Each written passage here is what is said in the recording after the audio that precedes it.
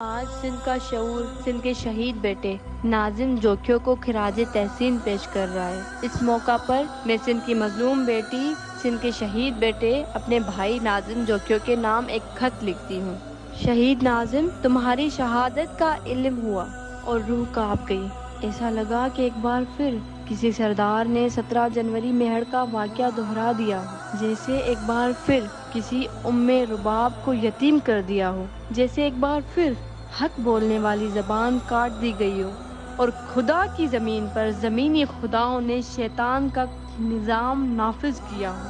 شہید ناظم، تمہارے قتل کی وجہ صرف سردار نہیں بلکہ وہ خاموشی ہے جو ظلم کے خلاف اٹھنے نہیں دیتی، وہ ذاتی مفادات ہیں جو قوم کی غیرت کو پاؤں تلے روند رہے ہیں۔ میرے بھائی، میں نے سنا ہے کہ تم اپنے گھر کی دہلیز کا دفاع کر رہے تھے اور غیر ملکی گاڑیوں کے غلاموں نے تمہیں رات بھر اذیت اور تشدد کا نشانہ بنایا۔ شاید تمہیں یہ جان کر اور بھی افسوس ہو کہ تمہاری قربانی کے بعد بھی وہ غیر ملکی گاڑیاں سرداروں کے استعمال میں ہیں اور وہ شکاری آج بھی زمین پر گھوم رہے ہیں اور اب بھی وہ ظالم سردار ان کو شکار کرانے کی تیاریاں کر رہے ہیں۔ جانتے ہو کیوں؟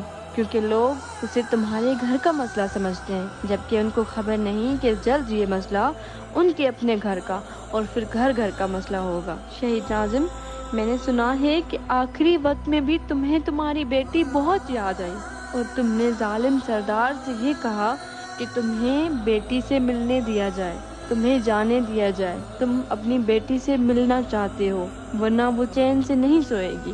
تم بالکل ٹھیک سوچ رہے تھے۔ بیٹیوں سے جب ان کا باپ چھین لیا جائے نا، اور جب وہ انصاف کی تلاش میں در در کی ٹھوکریں کھائیں، تو نہ انہیں نیند آتی ہے اور نہ وہ اپنے بابا کے قاتلوں کو معاف کر پاتی ہیں، اور یہ غم تا حیات انہیں رہتا ہے۔ آخر میں اتنا کہوں گی، یہ تمہاری قربانی رائیگان نہیں جائے گی۔ تمہاری یہ بہن سرداری نظام کا خاتمہ کر کے دم لے گی۔ تم دیکھنا، بہت جلد قوم یہ بوسیدہ سرداری نظام کے سر کا گودا چبا جائے گی، ایسے ظالم سرداروں کو عبرت کا نشان بنا دے گی۔ انشاءاللہ تمہارا درد سمجھنے والی رباب چاہیے۔